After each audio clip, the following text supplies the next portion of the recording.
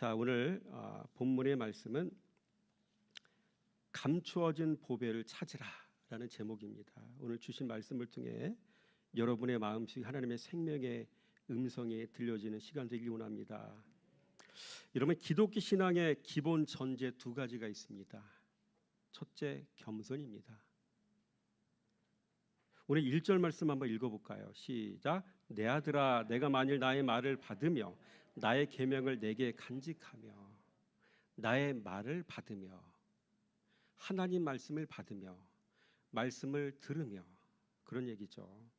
여기서 받으며라는 말은 라카으라는 히브리어인데 뜻은 정중히 손에 넣다, 또 안에 삼다.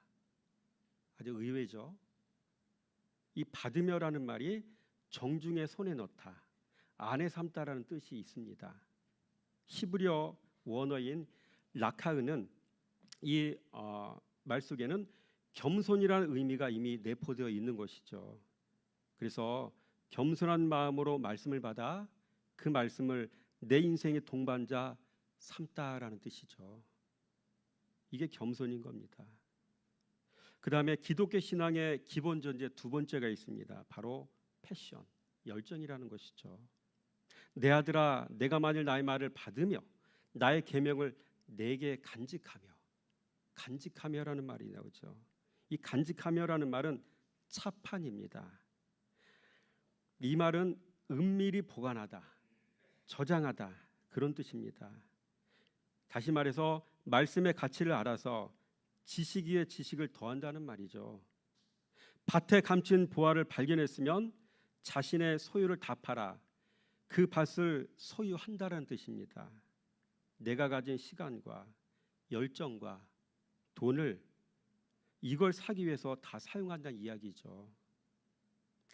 여러분, 마태복음 13장 44절 말씀 시작. 천국은 마치 밭에 감춘 보화 같으니 사람이 이를 발견한 후에 숨겨두고 기뻐하며 돌아가서 자기의 소유를 다 팔아 그 밭을 사느니라. 자, 또 시편 119편 11절 말씀 시작. 내가 주께 범죄하지 아니하려 하여 주의 말씀을 내 마음에 두었나이다. 그렇죠? 여러분, 죄를 이기는 건 말씀밖에 없습니다. 이런 모세라는 사람이 있죠. 구약의 출애굽기의 모세, 그 다음에 신약의 사도 바울, 그 다음에 예수님의 수제자 베드로. 모세와 사도 바울과 베드로의 공통점이 뭔지 아세요? 이 말씀을 준비하다 보니까 딱 떠오르더라고요. 이 사람들은 살인자였어요. 그렇죠? 모세도 자기가 바로 밑에서 배운 지식으로 결국 사람을 죽이는 일밖에 안 했죠. 사도 바울도 살기 등등하여 이미 마음속에 살인이 있는 거죠. 베드로는 말구의 귀를 검으로 내리쳤잖아요. 살인이죠. 우리가 볼 때는 이런 사람들은 하나님 나라에 합당한 사람들이 아닌 것처럼 보이죠. 근데 이 세 사람에게는 한 가지 하나님의 은혜가 있었어요. 바로 열정이라는 거죠. 여러분, 열정의 진리를 만나면요, 사람은 겸손해져요. 모세도 자기와 피를 나눈 그 같은 민족, 이스라엘 민족을 사랑하는 마음 때문에 열정 아니에요, 이게. 결국 살인으로. 사도 바울도 종교적 열심으로 살인을 행한 거고요. 베드로도 예수를 정확히 알지 못하는 상태에서 인간의 생각으로 열정이 앞섰잖아요. 이 열정이 바로 진리신 말씀을 만날 때 결국 예수를 배웠고, 그 예수를 배운 결과가 바로 겸손이었던 것이죠. 여러분, 사람은 말씀을 반드시 정확히 만나야 겸손을 배우는 겁니다. 신앙생활 10년, 20년, 30년 했다고 되는 게 아니라 말씀을 진리로 만나야 됩니다. 그래서 내 안에 그리스도 예수의 모습처럼 겸손이 가득가득 채워지는 은혜가 저와 여러분의 삶 속에 충만하기를 원합니다. 둘째로, 여호와를 경외하는 자가 해야 할 일 네 가지가 있더라고요. 오늘 1절 말씀해 보니까 내 아들아, 네가 만일 나의 말을 받으며 라는 말이 있죠. 첫째로 여호와를 경외하는 자가 해야 할 일은요, 여호와의 말씀을 받아야 된다는 이야기죠. 받아야 돼요. accept. 수용하는 능력이 있어야 돼요. 들려지면 선포되면 그거를 잘 받아 먹어야 돼요. 귀를 닫으면 안 돼요. 듣는 데서 모든 신앙의 삶이 시작이 되는 거거든요. 여러분, 그런데 사람은 겸손해야 말씀을 받습니다. 말씀의 가치를 알아야 말씀을 받습니다. 말씀이 그리스도이심을 알아야 말씀을 받습니다. 말씀이 그리스도이심을 알아야 말씀 앞에 꼬꾸라지는 것이죠. 그렇죠? 우리는 늘 말씀을 대할 때 이런 겸손의 모습이길 원합니다. 둘째로, 여호와를 경외하는 자는 그의 계명을 간직해야 되겠죠. 오늘 1절 말씀해 보니까 마지막에 나의 계명을 너에게 네가 간직하며, 이런 얘기죠. 여러분, 성도는 말씀의 가치를 알아야 그 말씀을 마음속에 간직합니다. 그리고 그 말씀을 수시로 꺼내서 묵상하게 되는 것이죠. 오늘 선포된 말씀이 여러분에게 진리로 다가오고 이 말씀이 소중하게 느껴지면 듣고 잃어버리지 않겠죠. 말씀을 읽을 때 받아 적기도 하고 그 말씀을 잃어버릴까요? 하루 생활하면서 다시 한번 꺼내 보기도 하고. 이게 다 뭡니까? 말씀을 간직하는 모습 아닙니까? 이게 말씀을 사랑하는 모습이고, 말씀을 소중히 여기는 모습이고, 말씀을 생명으로 여기는 모습이고, 이런 모습이 성도에게 있어야 이게 정상적인 신앙의 모습인 것이죠. 셋째로, 늘 말씀에 귀를 기울여야 된답니다. 우리 2절 말씀 한번 읽어보겠습니다. 시작. 내 귀를 지혜에 기울이며 내 마음을 명철에 두며. 그래서 늘 말씀 듣는 자리에 나와 앉아 있어야 됩니다. 비슷한 말씀이 아니라 바른 말씀을 듣는 자리에 와 있어야 됩니다. 비슷한 말씀은 마음을 혼란스럽게 합니다. 이런 말씀은 한국교회에 넘쳐나지 않습니까? 그래서 성도들이 많이들 혼란스러워하는 거 아닙니까? 이 사람이 얘기하면 이렇고 저 사람이 이래 얘기하면 저렇고, 다 들어보면 한 가지가 통이 잡혀야 되는데 너무나 다양해요. 요즘에는 생태신학까지 나오고 너무 혼란스러워요. 제가 봐도. 동성연애자들에게 목사가 주례를 해야 된다고 하고, 도대체 어디서 나온 얘기일까요? 그 부분은 나중에 따로 다루겠습니다.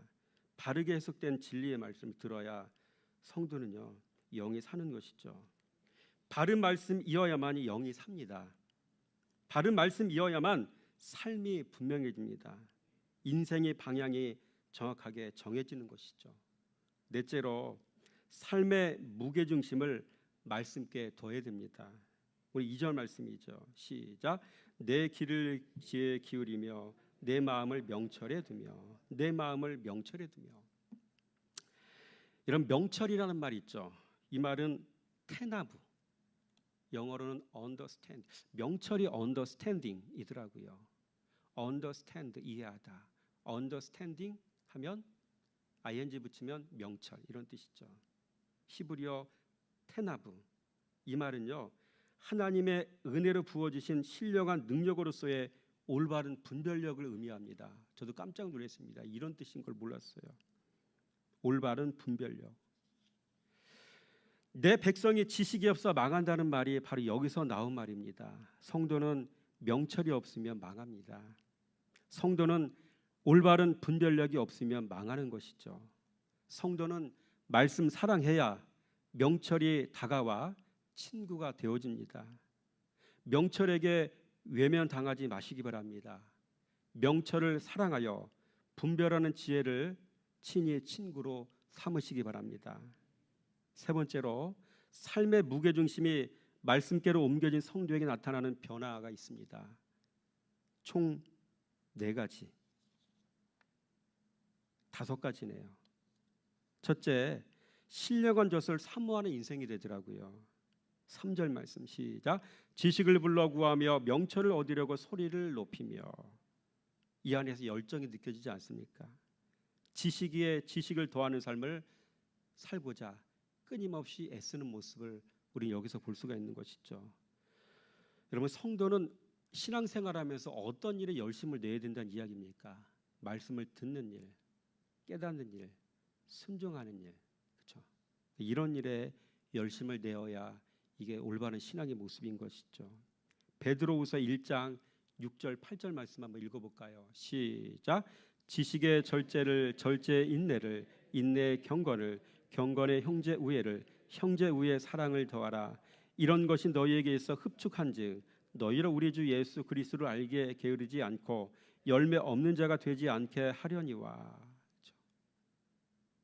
여러분, 하나님을 아는 지식의 결정판은 바로 사랑입니다. 그리스도를 아는 지식이 들어오면 그 다음에 절제를 배우고, 그 다음에 인내를 배우고, 그 다음에 경건을 배우게 되고, 그 다음에 형제 우애를 배우고, 마지막으로 배우는 것이 그리스도의 사랑이더라고요. 그래서 사랑이라는 것을 함부로 남발하면 안 되는 거예요. 그렇죠? 마지막에 배우는 게 사랑이에요. 앞에 바른 지식이 들어와야 되고요. 그 다음에 죄와 관련해서 절제하는 신앙의 모습이 있어야 되고요. 그리고 인내하는 모습이 있어야 되고요. 삶 자체가 경건하도록 애써야 되고요. 그 다음에 형제 우애를 배워야 되고요. 그 다음에 사랑이 열리는 것이죠. 둘째로 삶의 가치가 바뀌어지게 되는 것이죠. 4절 말씀 시작. 은을 구하는 것 같이 그것을 구하며 감추어진 보배를 찾는 것 같이 그것을 찾으며. 그렇죠?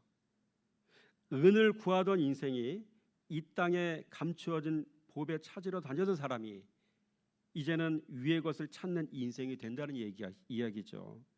땅의 것을 찾는 사람이 이제는 위의 것을 찾는 사람이 된다는 말입니다. 이사야서 55장 2절 말씀 시작.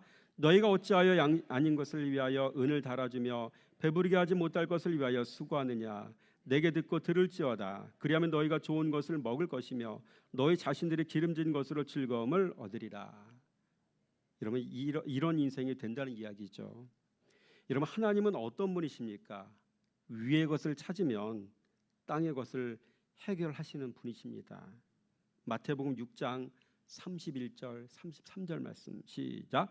그러므로 염려하여 이르기를 무엇을 먹을까 무엇을 마실까 무엇을 입을까 하지 말라. 이는 다 이방인들이 구하는 것이라. 너희 하늘 아버지께서 이 모든 것이 너희에게 있어야 할 줄을 아시느니라.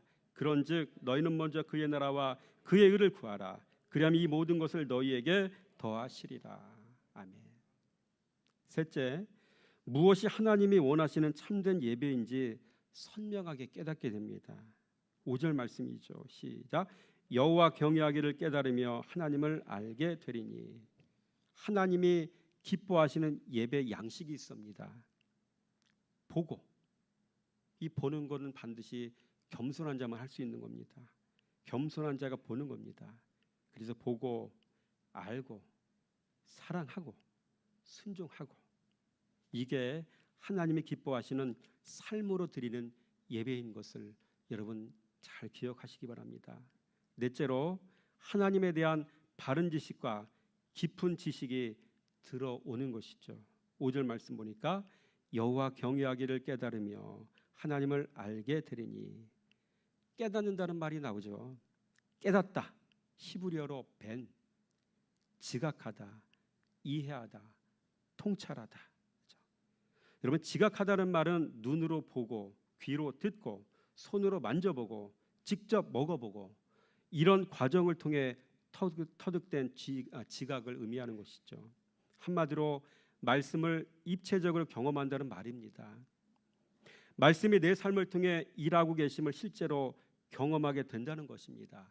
그 과정을 통해 알게 된 것을 지각했다라고 표현하는 것이죠. 여기서 얻어진 지식이 바른 지식이고 여기서 얻어진 지식이 깊은 지식이라는 것이죠. 다섯째로 입술에서 지혜와 지식과 명철이 나오게 되죠. 6절 말씀 시작. 대저 여호와는 지혜를 주시며 지식과 명철을 그 입에서 내심이며. 여러분, 원래 입술은 마음에 들어 있는 것이 나오는 거죠. 입술은 마음에 있는 게 나오는 통로잖아요. 이런 분별의 일원리가 있습니다. 입술의 말로 사람을 분별하라. 속에 뭐가 들어있는지 분별하라. 성도의 입술에는 늘 그리스도만 나와야 됩니다. 이게 정상입니다. 그런데 이 시대는 정상이 비정상인 시대가 되었습니다. 그래서 성도의 행동 수칙 1이 있습니다. 지혜롭게, 적당히, 진리도 사람 갈아가면서 전해라, 나눠라. 받지 않은 사람에게 전해봐야 소용이 없는 것이죠. 시간이 오래 걸려요. 인생의 바닥을 찍을 때가 적기입니다. 이런 사람들에게 말씀을 전해야 그들에게서 얻을 수 있는 아름다운 열매를 기대할 수가 있는 것이죠. 넷째로 지혜가 준비한 최고의 선물이 있습니다. 7절 말씀 시작. 그는 정직한 자를 위하여 완전한 지혜를 예비하시며 행실이 온전한 자에게 방패가 되시나니. 여러분, 지혜가 준비한 최고의 선물이 뭡니까? 완전한 지혜 아닙니까? 완전한 지혜. 여러분, 그 완전한 지혜는 예수 그리스도이십니다. 그렇죠? 지혜가 누구라고요? 예수 그리스도. 지혜는 학교에서 배우는 게 아니에요. 지혜는 말씀을 통해 배우는 거예요. 말씀이신 예수 그리스도를 통해서 배우는 그리스도 예수가 온전한 지혜입니다. 그뿐 아닙니다. 하나님 나라도 예수 그리스도. 마태복음 4장 말씀, 3장 말씀 이 보세요. 성도의 복지 또한 예수 그리스도. 다시 정리합니다. 완전한 지혜 예수 그리스도, 하나님 나라 예수 그리스도, 성도의 복지 예수 그리스도. 다섯째로 이 땅에서 지혜가 하는 가장 중요한 일이 있습니다. 1절 말씀. 내 아들아, 네가 만일 나의 말을 받으며 나의 계명을 내게 간직하며. 2장 13절 말씀. 이 무리는 정직한 길을 떠나 어두운 길로 행하며.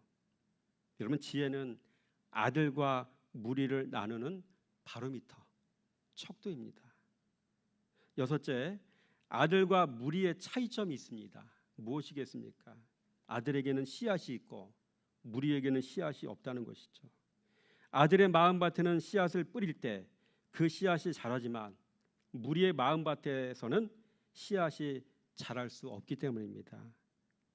그리고 이 씨는 곧 말씀입니다. 말씀을 뿌리면, 씨앗을 뿌리면 생명 있는 아들에게는 여러분 잎이 나고, 그렇죠? 싹이 나고 잎이 나고 열매를 기대할 수가 있는 것인데, 무리에게는 이런 것을 기대할 수가 없다는 것이죠. 무리는 말씀을 싫어합니다. 반면에 아들은 말씀을 사랑합니다. 이것이 바로 아들과 말씀의 차이인 것이죠. 자, 그러면 우리가 읽지 않았던 그 이하의 말씀을 살펴보면 무리들의 특징 8가지가 있어요. 무리의 특징 8가지. 한번 말씀드리겠습니다. 첫째, 무리는 마음판 자체가 악합니다. 12절 말씀 보세요. 시작. 악한 자의 길과 패역한 말을 하는 자에게서 건져내리라. 그렇죠? 마음판 자체가 악하죠. 무리. 그래서 이런 사람 보고들랑 말씀 속에 나와 있는 그 사람이구나. 둘째, 무리는 입술이 패역하죠. 우리 13절, 12절 말씀 한번 읽어볼까요? 시작.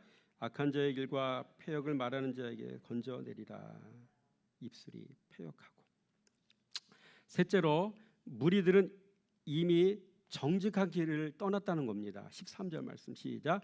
이 무리는 정직한 길을 떠나 어두운 길로 행하며. 정직한 길을 떠났죠. 또 13절에 보니까 무리는 어둠을 또 좋아하죠. 어두운 길로 행하며. 14절 보니까 무리들에게는 자신들의 행악이 곧 기쁨이죠. 시작.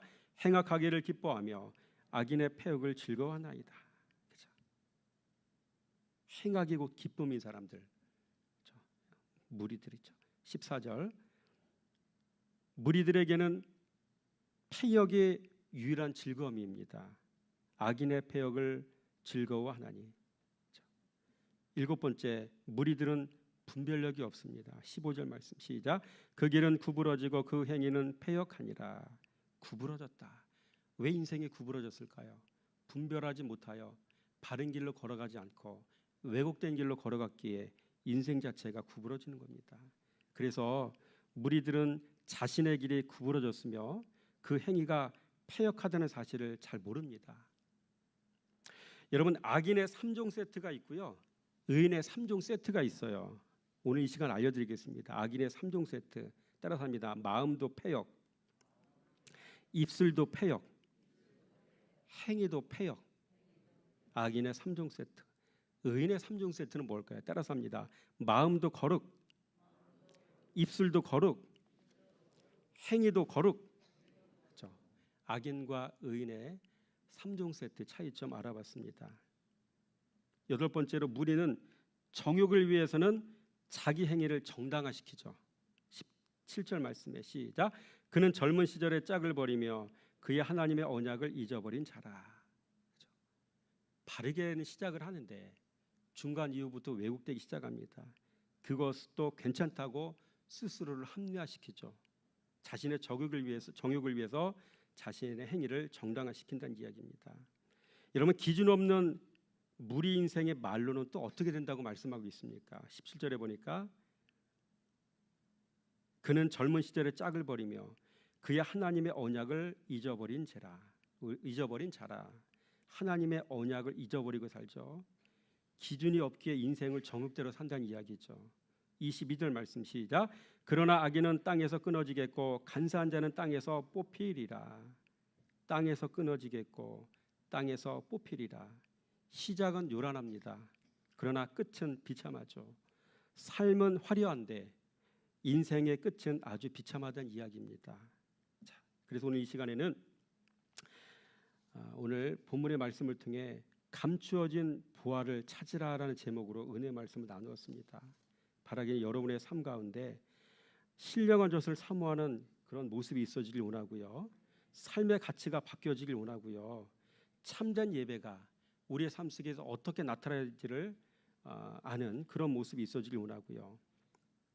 그래서 여러분의 삶 속에서 지혜와 명철이 샘솟듯이 흘러넘치는 역사가 여러분의 삶 속에 있어지기를 주님의 이름으로 부탁을 드립니다. 기도하겠습니다. 아버지 하나님, 오늘 말씀에 감추어진 부활을 찾는 신앙은 두 가지 전제가 있어야 한다고 말씀하셨습니다. 말씀 앞에 겸손해야 하고 진리에 대한 열정이 있어야 한다고 말씀하셨습니다. 또한 감추어진 부활을 찾는 4가지 방법이 있다고도 말씀하셨습니다. 겸손으로 말씀을 받아야 하고 그 말씀을 마음에 간직해야 하고 늘 그 말씀에 귀를 기울여야 하고 그 말씀으로 세상을 바라보고 분별해야 한다라고 말씀하셨습니다. 그래야 명철이 나의 친구가 되어 여호와를 경외하는 삶을 살 수 있다고 말씀하셨습니다. 오늘 이 귀한 진리를 배웠으니 이 말씀을 생명으로 삼고 살아가게 해주시기 원합니다. 오늘 하루가 이런 삶을 살아내는 복된 하루가 되게 해주시기 원합니다. 이 모든 말씀 길이 되시고 진리가 되시고 생명이 되시는 우리 주 예수 그리스도의 이름으로 감사하며 기도드렸습니다.